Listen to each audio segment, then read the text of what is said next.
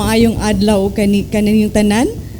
Karong adlaw ani usab kita sa lain nga episode sa atong weekly AGIO PIA 7 forum ngadto sa atong mga suking tigpaminaw sa DYMR Radio Pilipinas Cebu ug sa atong mga televiewers sa My TV Channel 30. Good day everyone.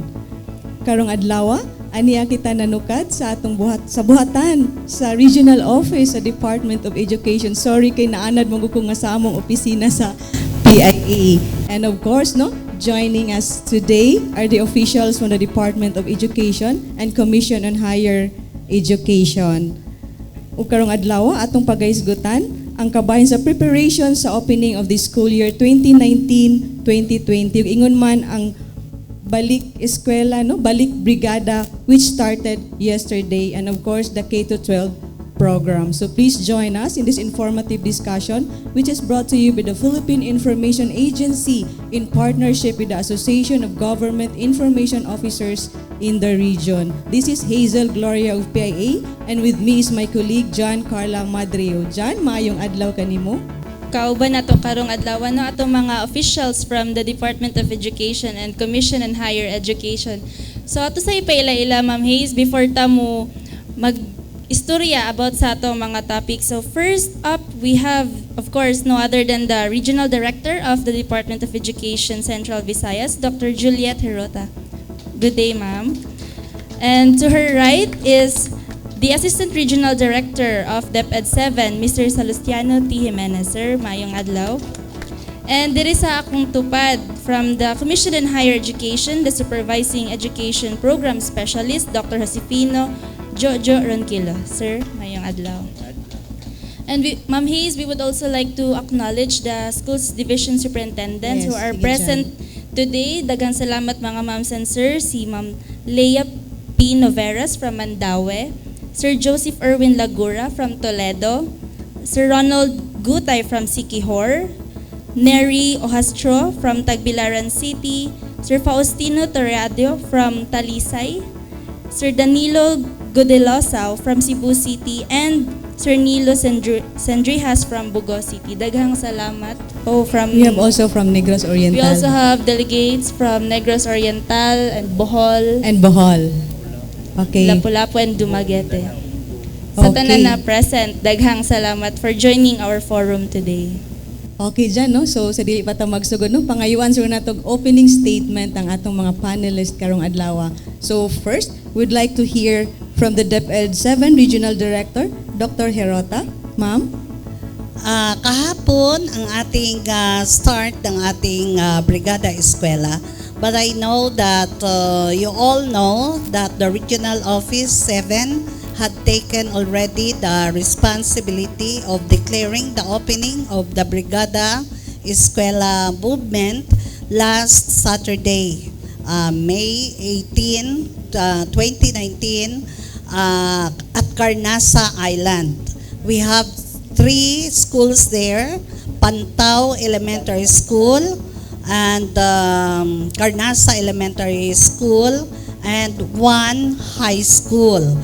It's really an experience to be mingling with the stakeholders of the Carnasa Island, all enthusiastic to really make a contribution on their own, how to get the schools ready. Then, of course, they had really typified how the cooperation, coordination, and collaboration between and among operating agencies, may they come from public and private sectors, to really pool resources together in order that the learners may avail of comfort, safety, peace, as well as readiness on their mentors, the crucial learning resources needed, and making really the learning environment ready for June 3 opening of classes. I'm so glad that even the lowliest fishermen and members of the family, by virtue of the status in life, you would see there bringing a broom, a mopper, and other forms of cleaning materials, just to let us see that everybody is really contributing something to make that particular theme of Brigada Eskwela a reality. Mapanatag na bayan para sa paghanda ng paaralan. Mapanatag at ano na bayan? Yung mapanatag ba? Peaceful, no? Peaceful na bayan. Meaning you are readying already the environment for a harmonious opening of classes where you really exemplify the so-called it takes the whole village to educate a child. Okay, thank you, Dr. Hirota. Next, John, we have the Assistant Regional Director of DepEd 7, si Dr. Jimenez, sir. Giingon na sa ato ang Regional Director no ang kabahin unsa na ang atmong nasugdan para sa preparasyon sa ato ang pagsugod sa klase this coming June 3, 2019. So naatay within fact ang atong mga opisina sa division and even sa ato ang regional office, we do have the Uplan Balik Eskwela desk no nga mo hatag og mga giya no or mga tambag or tubag sa mga pangutana sa kinsa tong gustong naipangutana labi na kabahin sa atong pagbalik sa eskwela. Usa ana pod sabin sa atong mga preparasyon ang Brigada Eskwela, so og ang ato pong early enrollment no nga nagsugod atong January nga ning end of February. But as of now, kung naapoy magpa-enroll, pwede naman pod. Kay nagsugod naman pod ang atong Brigada Eskwela last Monday. With in fact, the kick-off sa atong Brigada Eskwela National was last May 16, 2019 dito sa Cavite. Kuni ang ato pong regional, mo itong giingon ni ma'am, kar atong last Saturday, ang sa atong mga division offices nagsugod yesterday, 20. So, hinaot unta nga ang mga ginikanan ug ang atong mga stakeholders mupadayon sa ilahang pagpakabana pinaagi sa pagtabang ug pag-adto sa atong matunghaan sa atong mga eskwelahan para maghugpong ug magkahiusa para sa atong ugma no sa atong mga kabataan ug dili lang sa atong kabataan kundi sa atong ato ang nasod. So kanatong tanan once again mayong buntag hinaot nga ang kaning among gibuhat karon na ay makutlo ang atong mga naminaw o atong mga nagtanaw. So daghang salamat. Thank you, sir. John, we also have from CHED 7, the Supervising Education Program Specialist. We have Dr. Ronquillo, sir. Ako nahimo karong tigpamaba hulip sa atong Regional Director Dr. Maximo Alhibi gumikan sa mga kakulian nga dili nato mapugnan nga busy gid kaay tang tanan sa education sector. Bago mi nag-istorya si Director Hirota, mura man tag buuan og tubig naglisod ta og langoy punga ta pila ka barrel gi bubo sa atong pagprepare. But anyway, we embrace that as our challenge. Okay. On our part sa CHED, karon nanay tulo ka hutong sa pagsugod sa klase sa higher education. So first, there are majority June. Magsugod sila June. And then, naapoy uban sa higher education nga magsugod og July, og naapoy uban magsugod og August. Now, question. Ngano man nga gi-allow man sa CHED kana, but that is as far as under the legal parlance of Republic Act 7797, otherwise known as the school days in the academic year, 200 school days in academic year, first semester 100 days, second semester 100 days. So the Republic Act 7797 states that classes shall start on the first Monday of June, but not later than the last week of August in that school year. So it means within the parlance of the law, so it means within the Republic Act 7797, be it June mag-start ang classes sa college, be it July, be it August, still within the parlance of Republic Act 7797. So the same is true with our preparations, that we need to know what are the things that the higher education should do in order to protect our learners. So of course, that three-tiered safety precaution that the school will have to prepare in order to not only to welcome our learners, but also be sure that they will be informed what particular place is the red spot, and whatever is that is not safety for our students, so that they won't be the victim of, this time. There are many challenges. We call them as challenges. Di tamo ingon mga biluyagon challenges, because it keeps our minds crumpled and think of all those things, the challenges in which that we can still win them. Now, in higher education, there are 4 domains for global competence that we are into, because we are now in the ASEAN integration membership, internationalization, globalization. So therefore, all HEIs in the Philippines should be at par with the ASEAN integration. We have that in the CHED Memorandum Order number 46 series of 2012, the institutional sustainability assessment and the typology, that if you are a college, a professional institute or university, you have that role to play in this world. If you are a university, you must be rich in research, be it local or international research undertaking, and it must have been referred in a reputable refereed journal of the world. So, meaning to the reputable journals of the world, first is Scopus, second is Thomson Reuters, third is Web of Science, and the highest one is the ISI, or the International Science Institute. Information for that institute for all the journals na tanan. In the Philippines, maayo unta ta sa research undertaking, only lang ang problema ang pagpabuhagay sa atong research output, and that's what we call it as utilization of our research output na dapat ma-referred locally and internationally. Mapubuhagay, daghan ka itadig maduaan sa research, only lang wala ta kwarta. So this time, we have that funding in the K-12, what we so-called that DARE 2, in order to multiply the number of researchers that are recognized globally.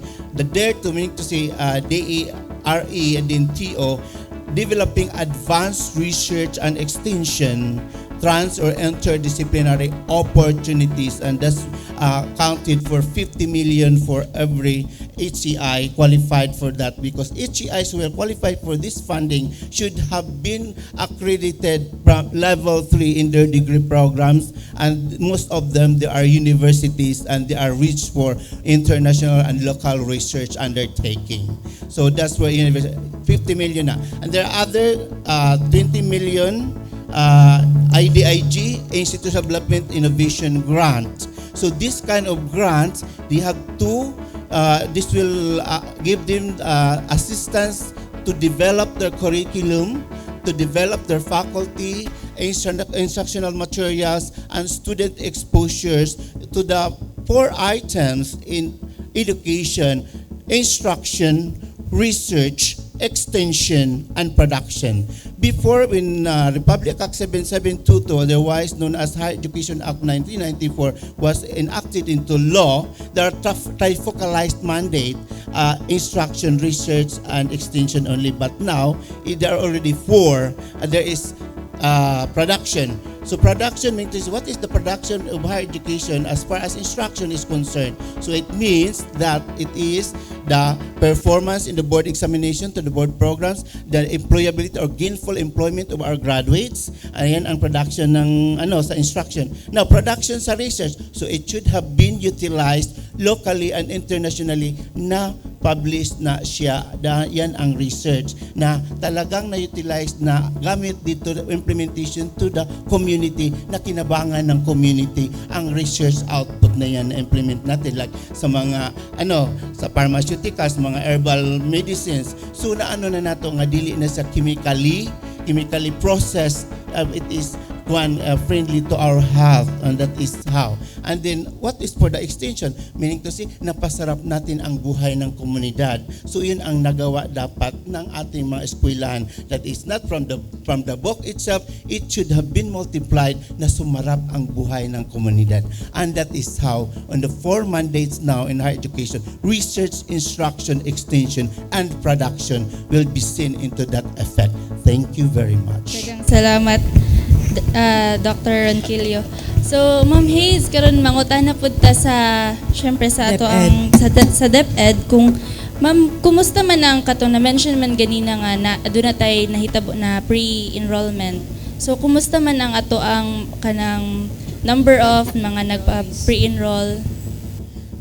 Well, actually, itong ating practice na may tinatawag tayong early registration week is really our approach to reach as many learners as we can to make true of our promise that there will be a universal participation rate among the 5-year-olds, the K, the kindergarten, and then they are going to proceed to grades 1 to 6. That is why even in the United Nations Education for All policy, that's our pledge that in the kindergarten and elementary, we will be able to saturate all school-age children by way of formal schooling or alternative learning systems or other flexible learning modes.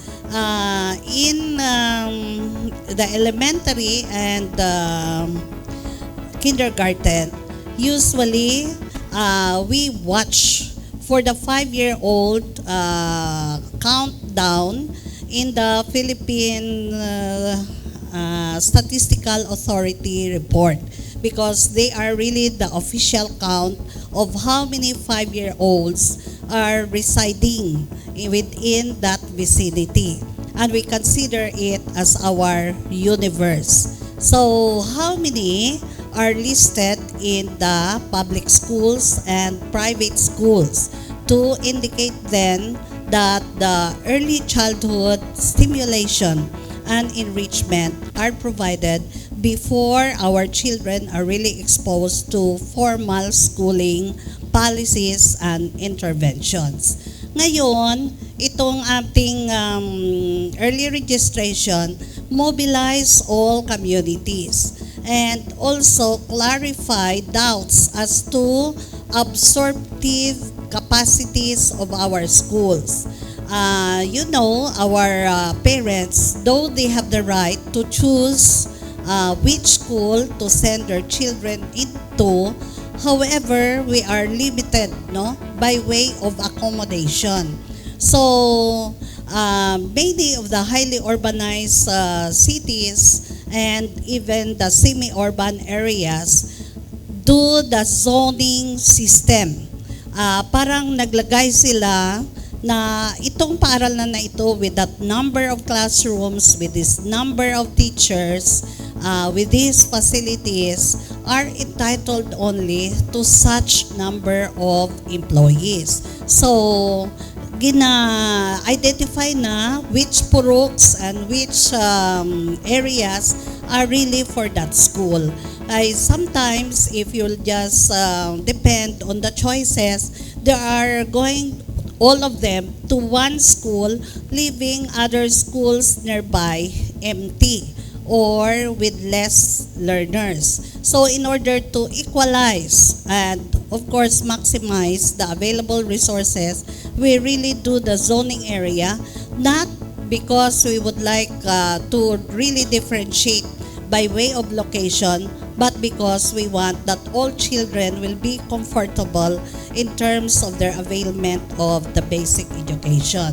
So the early registration sometimes give us now the idea how many classrooms still are needed if in case this number would really be accommodated in that particular school. However, would like also to caution the public that the answer is not immediate because that report or that idea taken from the early registration list will still be on a 1-year processing because our budget hearing and processing will still be in August, no? So, nandyan na sila sa August pa, mailista nga itong paaralan na pala ay kailangan nila additional classroom because there is an increase of such number of enrollees which were not available in the other year. So ang response na kung approved ang budget the following year pa. So amo na nga kung minsan makeshift or actually i-prorate mo muna. So in some areas, especially nga medyo paborito ng ating mga parents ay congested. While in some areas naman, medyo maluwag ang klase or maluwag ang ratio of learners per classroom or per teacher basis. Yes, sir. Okay, by the way, in addition to what our regional director mentioned, no?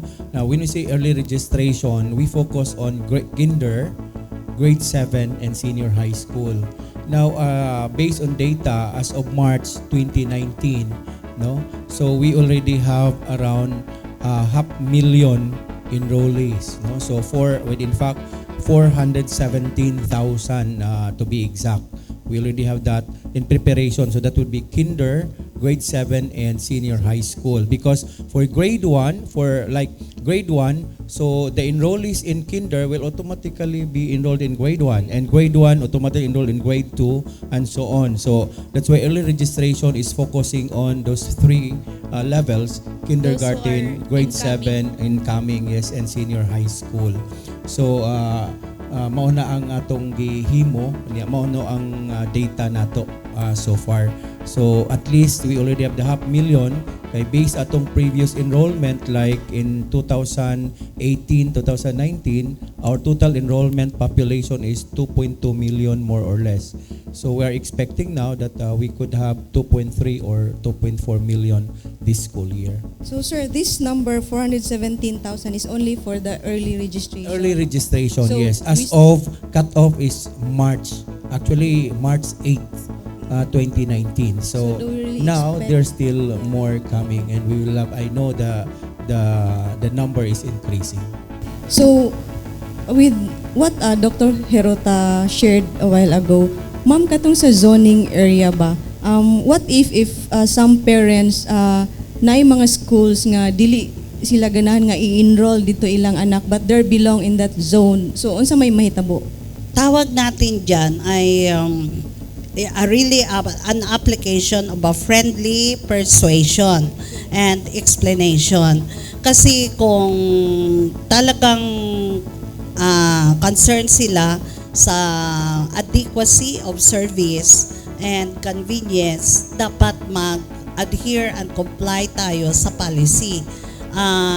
What learning will we have kung na-enroll nga ang bata mo pero congested naman ang classroom? So, hindi siya makakilos ng maluwag at saka hindi siya comfortable the whole day. So, paano na lang yan? Ang tinitingnan dito, hindi ang pangalan ng paaralan, kundi what's really due for the child. So, i-explain yan ng principal at saka teachers doon. Titingnan talaga nga yung nalista yun ang ma-accommodate kasi kung once there's a deviation, doon naman sa kabila may problema naman tayo. Kaya nga ang ating mga school heads at yung teachers, sinasabi lang sa kanila, siguro wala namang gustong magulang na ma-disadvantage ang kanyang anak, no? So, and we are assuring them, no matter where you get your schooling, you are given equal opportunity to really grow into versatile, productive citizen of tomorrow. Kaya medyo may warning tayo sa lahat dyan sa ating mga service providers, may it be public and private, na kailangan ayusin. Una, ang ating learning environment. Sabi ninyo, gusto ta comfortable at convenient ang mga bata. Therefore, ang kalinisan, safety, at yung interest at saka the environment that would really motivate the child to stay. Mas gusto ya doon kaysa doon sa mall o sa ibang places. Ikalawa, the atmosphere nga naga-prevail. We would like that the child would have pleasant memories of schooling. So the teacher should be either kung millennial man siya o below millennial or post-millennial, dapat yung child-friendly measures ay nandoon. Kasi for kindergarten and grade 1, these are first experiences or exposures of the child. And in psychology, we know first impression is somewhat lasting, no? Yun na, baka kung may trauma o hindi maganda ang kanyang first experiences, the child will now hate schooling. And that would be also affecting him on how a child appreciates, no, what are the activities in school and how he's going to grow in terms of educational development offered. So, yun ang mga ating ginagawa para to really ensure that the parents would understand whether you are enrolled in that school on here or in those schools. It really doesn't matter because we just work towards fulfillment of this one vision, one DepEd, which is to educate the child in a way that he could really become versatile, globally competitive, at the same time self-sufficient when his time comes to find his place in society. So, bawat isa ay nagpo-provide ng mga approaches at strategies para magampanan yan at the children who will graduate from the portals of their alma mater will really look back and say, what I am now and how I am facing the world, I owe this from my teachers and from the schools where I graduated from. Director, na-mention man mo na nga ang teacher. So, ang next question would be, kumusta man ang ato ang ratio sa ato ang mga enrollees and teachers and also the kanang usual equipment like books and other school materials? The Department of Education tried now to address, no, the kind of environment that millennials, our learners of today, would really be preferring, or we call it, would be suiting themselves. So gone are the days when our teachers are still holding or conducting traditional approaches. So, one siguro na dapat ninyo itingnan dyan, we don't depend on textbook alone. We have a wide array of teaching and learning resources from the net, from the media, your own productions, and then, of course, the whole community to study on. Therefore, the teacher is now our facilitator of learning who don't depend only on one source of teaching materials, teaching content, and of course, even the pedagogies.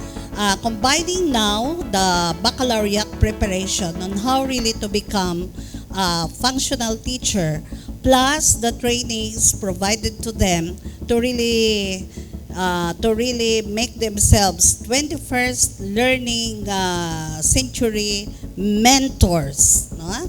And coaches. Now we could see that there's really a conversion of the classroom into a traditional classroom where the teacher is the main source of knowledge, into a multiple interactive classroom where everybody puts his own input with varying exposures, practices, as well as family backgrounds. The children themselves are learning resources. The teacher is just facilitating.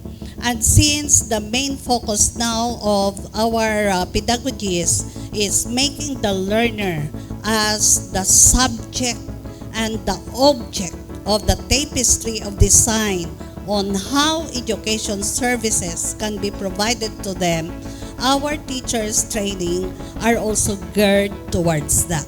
So the use of your media gadgets, the social media as a means, the giving of tests through the cell phones, and children also holding their cell phones. Then news sharing by way of surfing in the internet. What's the updates?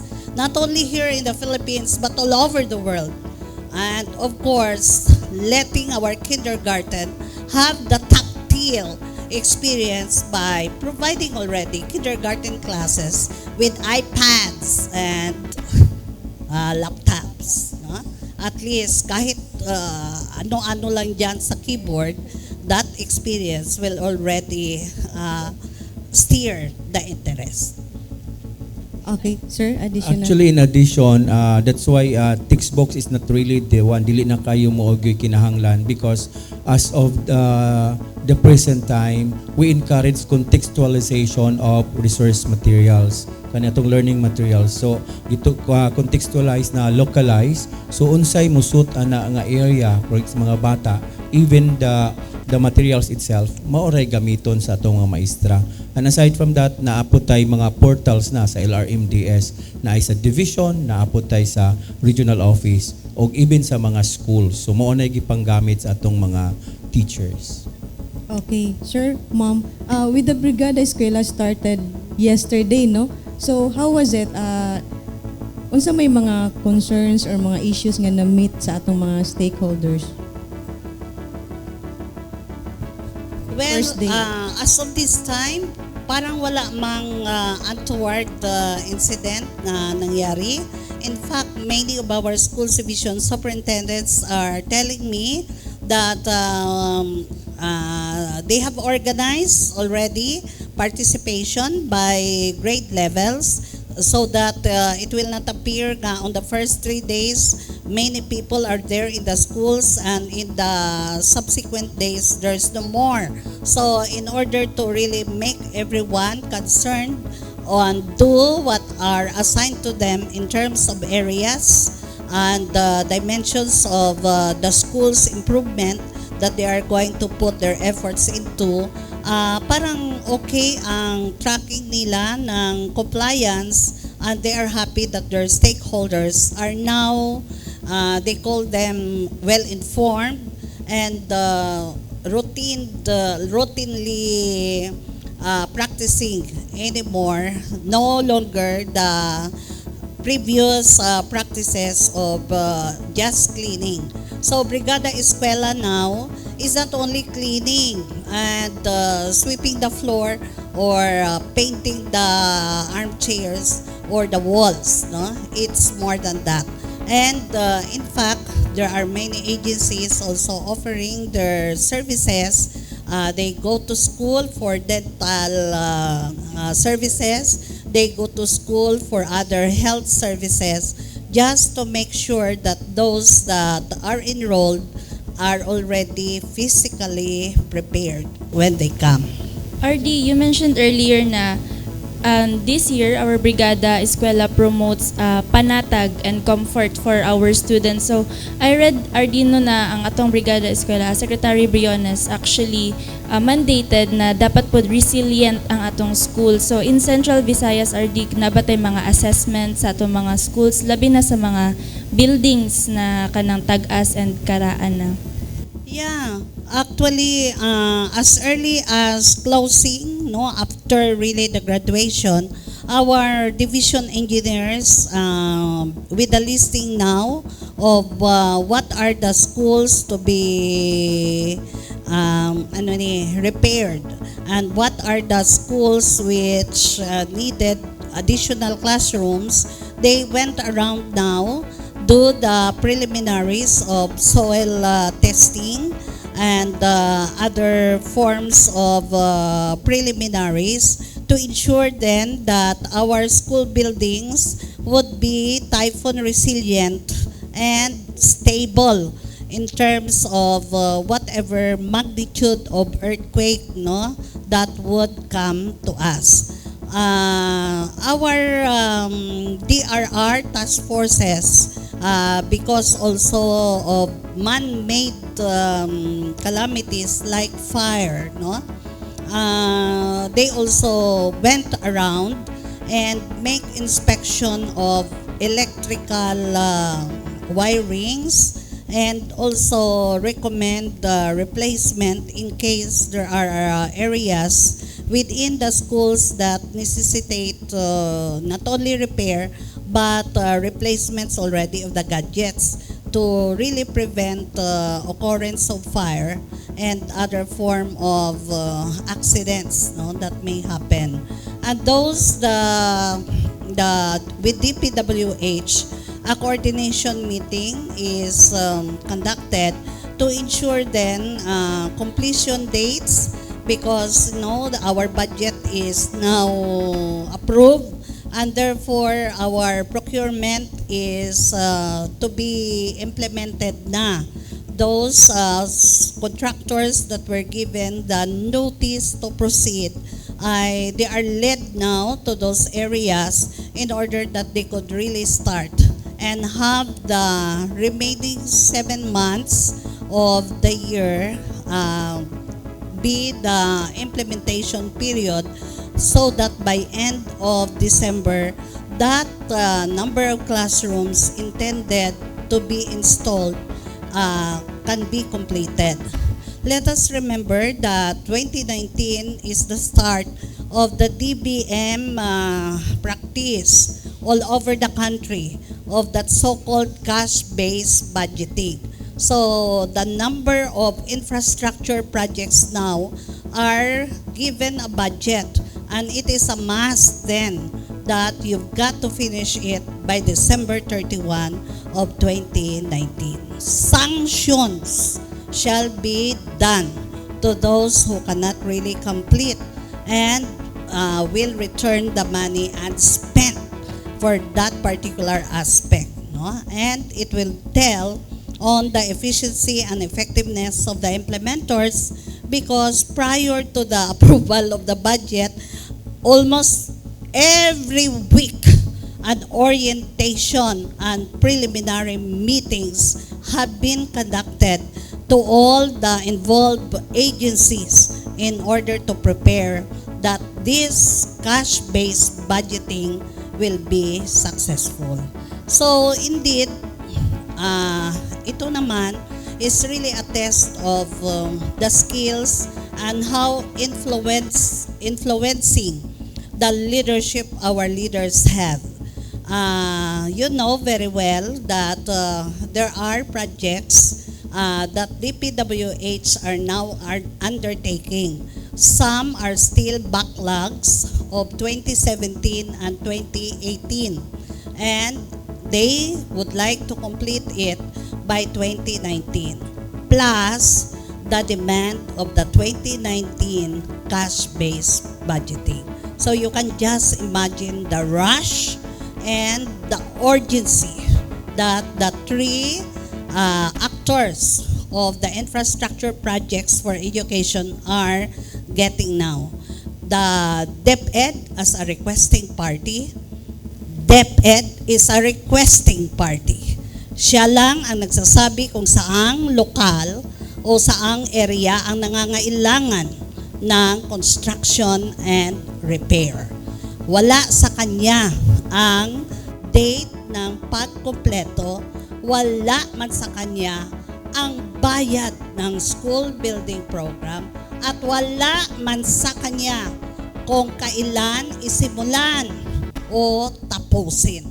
Ang role ng DepEd ay pag-identify lang sino ang dapat mag-strive na maibigay ito, ma-respond ang request. Una, the Department of Budget and Management by approving the request for that number of repairs and number of construction.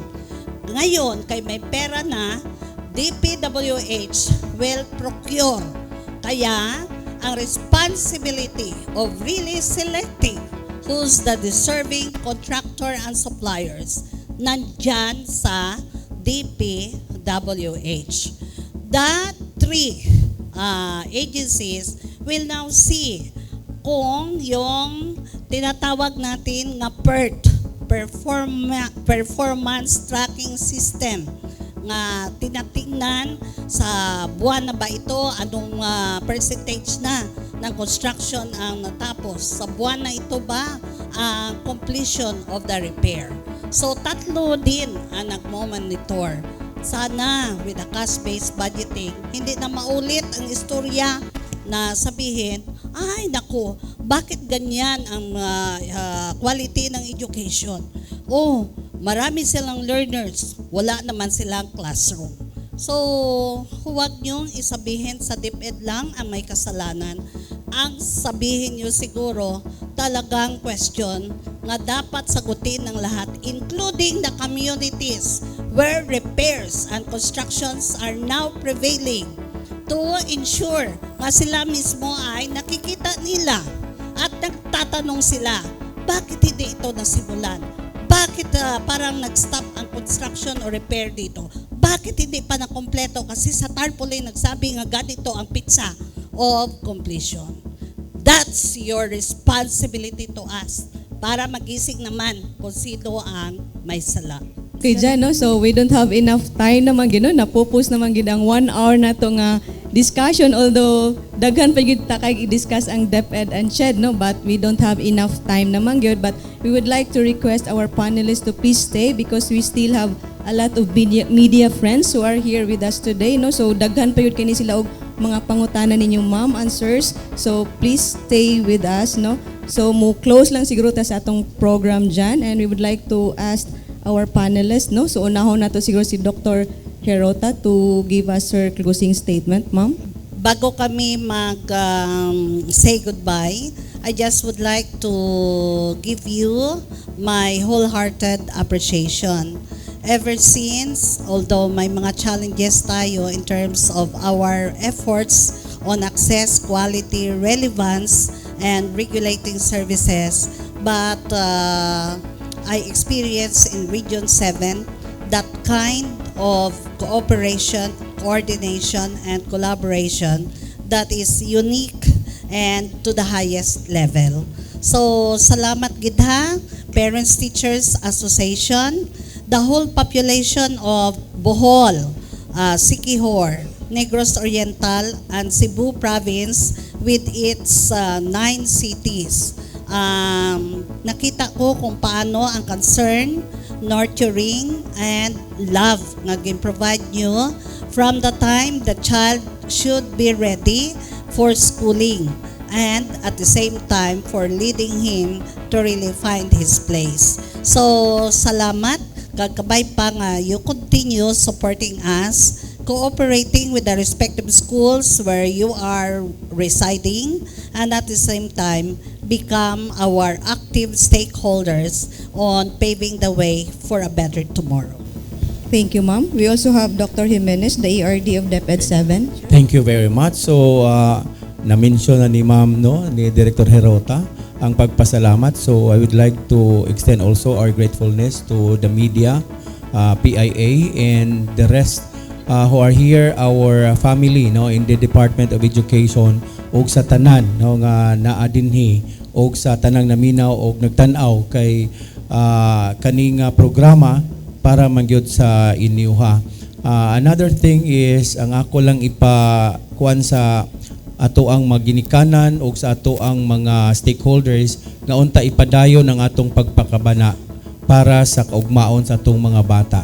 Kay kabahin ani kung ato nang mapadayon, kung kita mismo, no, magkahugpong, magkahiusa sama sa ato nang nasugdan nga gipangbuhat sa atong mga gipangbuhat nagsugod like sa Brigada Eskwela, kaning atong uplan balik eskwela o uban pang mga activities, kung diin ang tanang mga stakeholders nagkahiusa, then makita nato nga naagyoy nindot nga may tabo para sa atong nasod nga Pilipinon.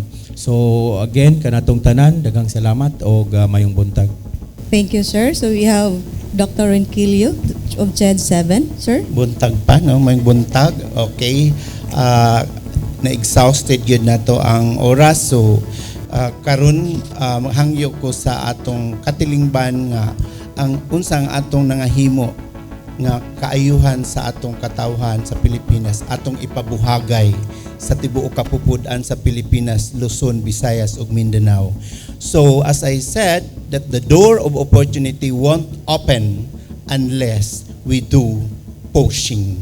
So we have to post that so that we could enjoy so much with what we did. Nga dili lang kami kami nga sulguon sa gobyerno na ay among nabuhat kay ang komunidad dili mo ang istorya mi si Director Hirota kana ubitaw wala gid nato ma-disseminate sa atong nabuhat, maingon na lang ang komunidad kanang mga tawhana sa gobyerno pad kuan lag sweldo dako mga lubot sige lingkod, but apabuhagay nato karon sa komunidad nga naatay nahimo nga isa ginagmay pero kaayuhan para sa tan. Daghang salamat. Thank you, sir.